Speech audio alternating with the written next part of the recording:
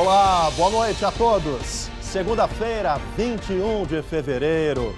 Veja os destaques de hoje aqui no Segunda Edição. A queima-roupa. Câmeras de segurança flagram assassinato a tiros em plena luz do dia na capital. Já já os detalhes da investigação da polícia. São Borja pede ajuda.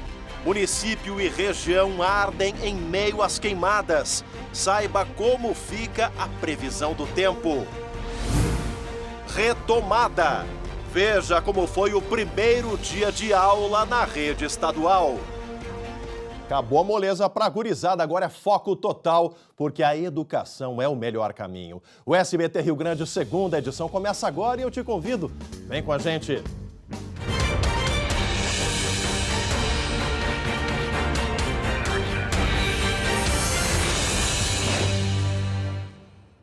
E olha, pessoal, começamos o programa de hoje falando de um momento muito esperado por pais e especialmente os alunos, a volta às aulas.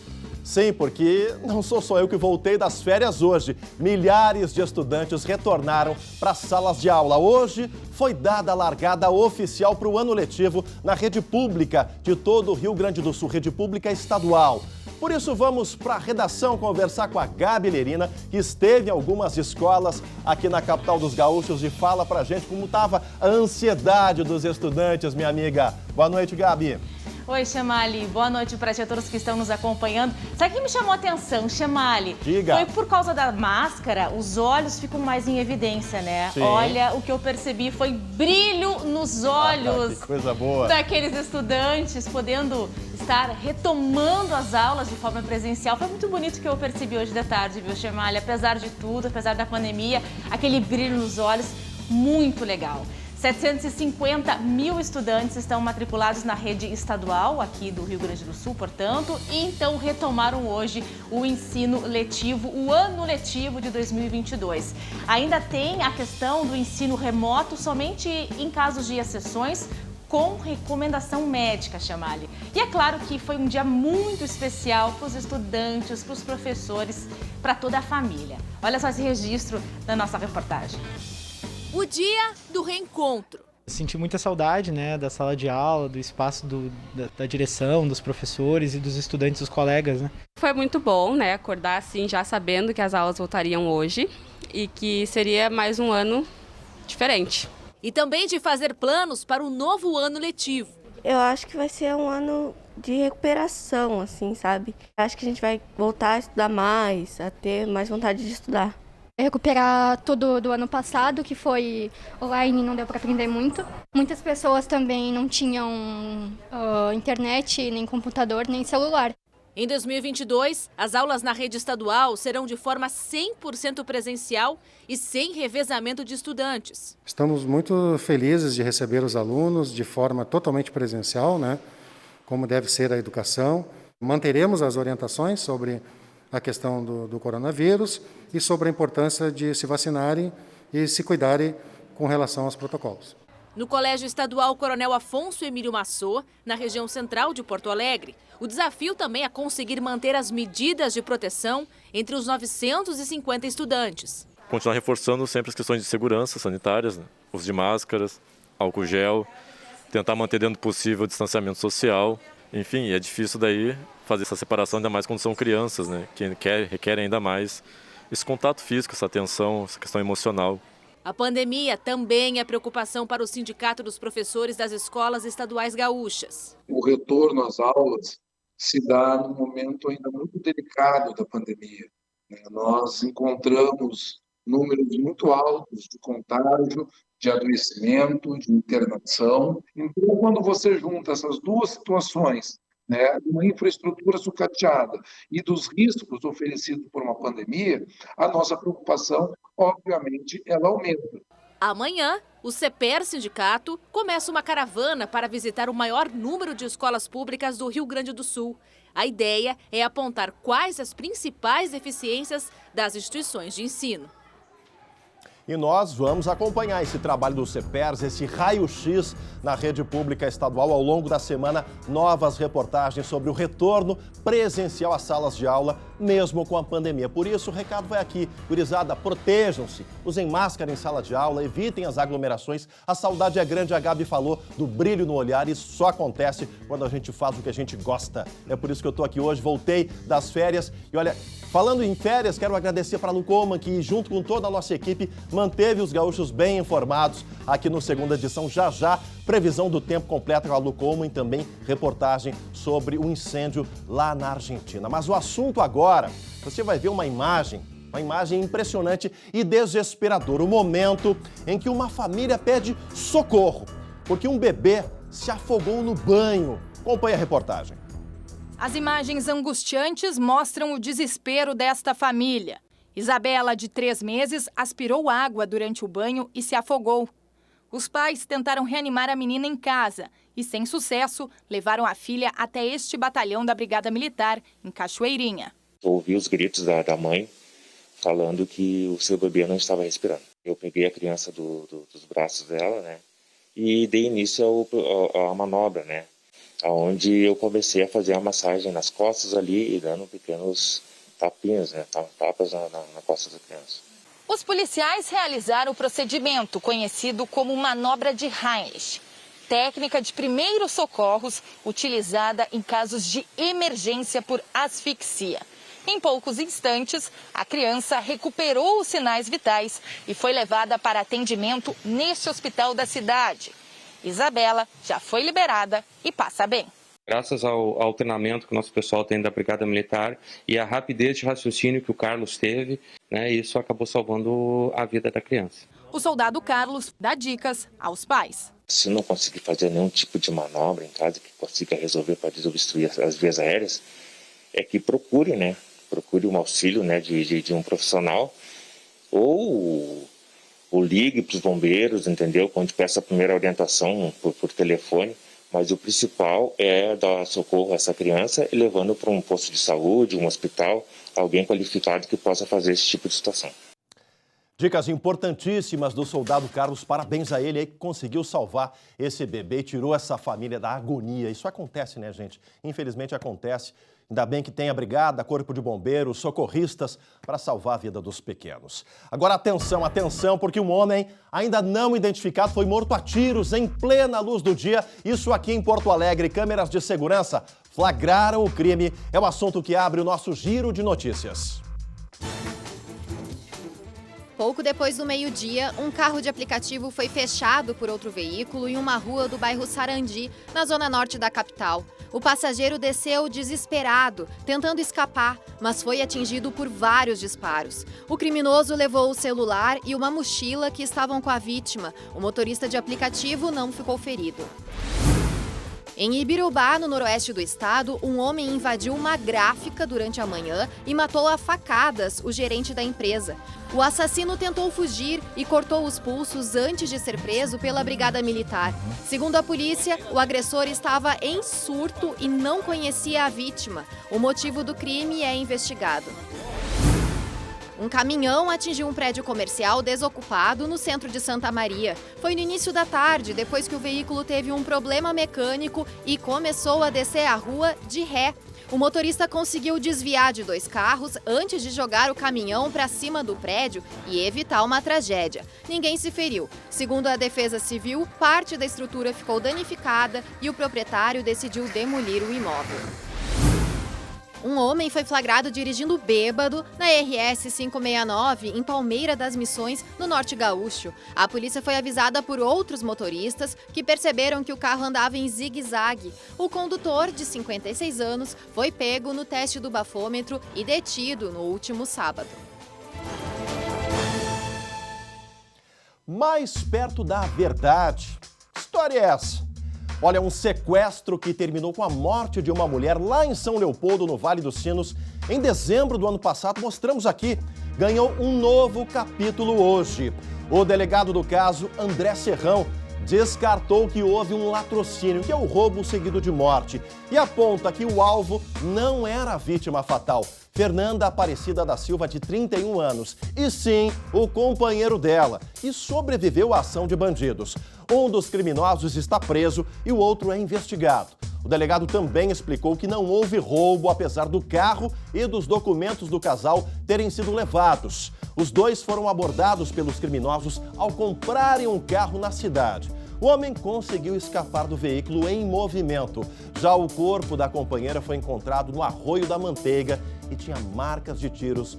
Um crime aí que ainda merece toda a atenção da Polícia Civil. Um inquérito que está em andamento. O latrocínio foi descartado e nos próximos dias o encerramento desse inquérito todo. A gente muda de assunto, sai um pouco da área da segurança pública. É hora do esporte aqui no Segunda Edição, porque começou a Semana Grenal, gente. O primeiro clássico do ano acontece no próximo sábado, aqui do ladinho, no estádio Beira-Rio. Assunto para Matheus Schenck. Começou a Semana Grenal. Roger Machado contra Alexander Medina. Mas antes, tá ligado que amanhã é uma super terça do futebol aqui no SBT, né? 15:05 da tarde, tem Chelsea e Lille, jogo de ida das oitavas de final da Champions League. Thiago Silva, ex-Juventude, contra o Léo Jardim, ex-Grêmio. E de noite tem o ex-Colorado, Abel Braga, comandando o Fluminense contra o Milionários, da Colômbia. Jogo de ida da segunda fase preliminar da Libertadores, exclusivo no SBT, 9:15 da noite. Ok, Semana Grenal, que começou mal para Medina. A derrota para o São José aumentou a pressão. Então, assumirmos as nossas responsabilidades e enxergarmos aonde está o problema e aonde pode ter a solução. Eu estou convencido que o problema está aqui dentro e a solução também está aqui dentro. No Grêmio, a vibe ruim na arena foi embora, ao menos no último sábado. Roger comandou os 4-0 no São Luís, com direito a golaços. Empolgou? Os jogadores estarem tranquilos para poder fazer o que de melhor sabem, vai acarretar, né, em movimentos mais lúcidos, em passes mais assertivos, em decisões mais acertadas. E isso tudo reflete no jogo e no resultado. Grenal é aquilo, né? Não tem favorito. Mas a gente tem a semana toda pela frente para discutir isso.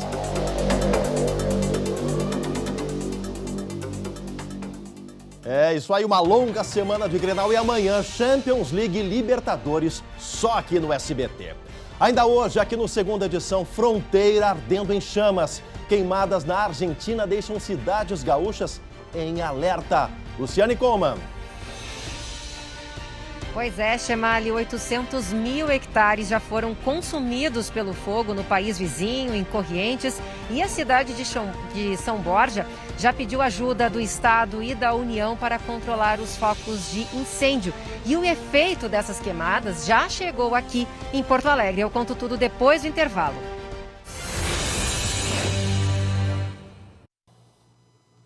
Voltamos com a Segunda Edição para todo o nosso Rio Grande. Olha só, gente, o carnaval tá aí e logo lembramos de aproveitar a vida. Seja viajando, descansando, se encontrando com os amigos. Independente da sua escolha, não esqueça de uma coisa: prevenção. Cuide-se, evite aglomerações e mantenha todos os cuidados. E falando em prevenção, ela é importante o ano todo. Cuidar da sua saúde, manter seus check-ups em dia. Tudo isso contribui para o seu bem-estar e evita preocupações. E para tudo isso, você pode contar com o plano de saúde da IBCM, que oferece diversas especialidades médicas, além de terapias, físio e odontologia.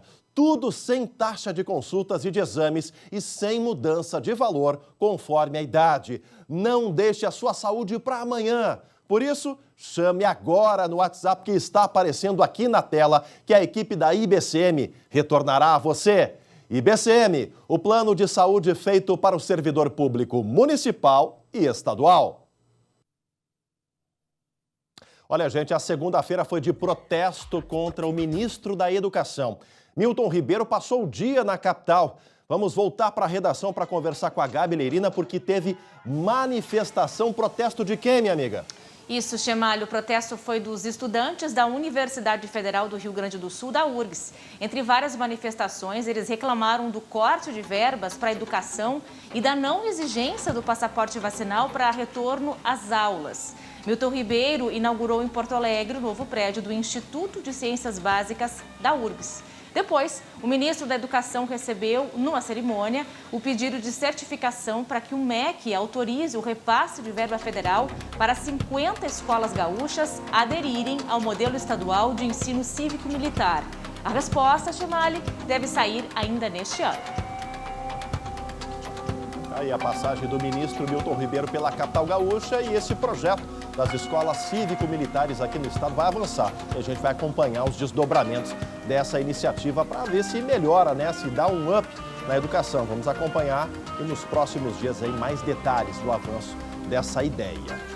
E agora a gente vai falar sobre a tensão lá na fronteira, lá na Argentina, gente. Porque o prefeito de São Borja formalizou um pedido de ajuda ao Estado e à União em função das queimadas na região da fronteira oeste. A Luciane Coman acompanha essa situação e tem mais informações pra gente. Vamos falar ao vivo com a Lu? Bem-vinda, Lu. Boa noite. Boa noite, Chemali. Seja bem-vindo de volta às férias. Valeu. Pois é, a situação está muito complicada lá na fronteira oeste. Olha só, em São Borja, aumentou o número de focos de incêndio em 500%, quase 500% nos últimos 3 meses, em relação ao mesmo período do ano anterior. Ontem, por exemplo, um incêndio de grandes proporções perto de uma zona urbana mobilizou prefeitura, moradores, exército, bombeiros, polícia, empresas e até aviões agrícolas. O combate das chamas levou cerca de 6 horas. Agora, se a gente atravessar ali o Rio Uruguai e chegar ali em terras argentinas, na província de Corrientes, lá, Chemali, a situação é gravíssima, é muito pior. Tanto é que bombeiros gaúchos foram deslocados para lá para auxiliar nos trabalhos. Veja agora os detalhes na reportagem. A lua parece arder em chamas, um sinal da devastação em terra. A resina inflamável dos pinos é combustível para o avanço dos incêndios. O fogo já destruiu mais de 800 mil hectares, quase 10% da província de Corrientes, na Argentina. Animais fogem em busca de abrigo. O gado se arrisca ao lado das labaredas em busca de pasto. Uma pequena poça d'água virou refúgio para esses jacarés. Este morador diz que nunca viu nada igual. Histórico, nunca passou, nunca vivimos uma coisa assim. Separada pelo Rio Uruguai, a cidade gaúcha de São Borja faz fronteira com a região e também sofre com a seca. Neste domingo, 40 hectares próximos à área urbana foram consumidos pelo fogo. Além da preocupação com as questões das estruturas, a gente também se preocupa com as pessoas, por causa que, como foi próximo à área urbana, a gente tem que fazer um trabalho em conjunto que, graças a Deus, conseguiu extinguir esse foco de incêndio de grande proporção. A fumaça dos incêndios mudou a paisagem do oeste do Rio Grande do Sul. Muitas casas amanheceram com fuligem nos pátios. Apesar de estar a quase 600 quilômetros da fronteira com a Argentina, Porto Alegre também sente os efeitos da poluição gerada pelas queimadas. A fumaça chegou à capital gaúcha na tarde desta segunda-feira e uma espécie de névoa cobriu a cidade. Desde sábado, o combate às chamas na Argentina ganhou o apoio do Brasil. Cerca de 20 bombeiros do Rio Grande do Sul e 9 viaturas foram deslocados para Corrientes. Isso só vai melhorar quando as condições de chuva vierem e vento que vai amenizar toda a região. Situação gravíssima, tanto que a névoa chegou aqui em Porto Alegre, 600 quilômetros de distância. Agora, Luciane, tem previsão para que essa situação seja amenizada nos próximos dias, Lu? Olha, Chemali, até tem previsão de chuva, né, a partir de amanhã aqui no Rio Grande do Sul, mas infelizmente não vai ser o suficiente para acabar com os focos de incêndio ou então diminuir a estiagem, né? Ainda vai ser muito pouco, como explica a meteorologista Stael Cias. Nesta semana, a instabilidade estará de volta ao Rio Grande do Sul. Nesta terça-feira, especialmente da tarde para a noite, podem inclusive ocorrer temporais pelo estado, afetando metade sul e leste do Rio Grande do Sul. Na quarta tem sol e calor, quinta-feira a temperatura dá um salto e passa dos 35 graus em muitos municípios gaúchos. E este aquecimento da quinta-feira antecipa uma instabilidade que pode ser mais generalizada entre a sexta e o sábado, trazendo maiores volumes de precipitação, mas ainda bem irregulares. Pois é, né, Chemali? Hoje, por exemplo, choveu bastante entre ontem e hoje, essa madrugada aqui na região metropolitana, mas lá na fronteira oeste foi muito pouco. Os bombeiros até comemoraram a chegada da chuva, mas não fez quase efeito nenhum. O solo está muito seco, cai a chuva e já evapora. E você citou a questão dessa névoa, né, que cobriu a cidade aqui em Porto Alegre. Olha, a gente tem imagens aí do pôr do sol, né? Essa névoa é causada pela fumaça que acaba viajando pela atmosfera, ela tem partículas e aí ela deixa essa sensação de névoa e ela acaba modificando e deixando o pôr do sol mais alaranjado. Bonita imagem, infelizmente é por conta do fogo, das queimadas lá na Argentina. Obrigado, Lu, reportagem da Lu no SBT Brasil. Na sequência, obrigado a todos pela companhia nessa segunda-feira. Amanhã a gente está de volta. Tchau, tchau.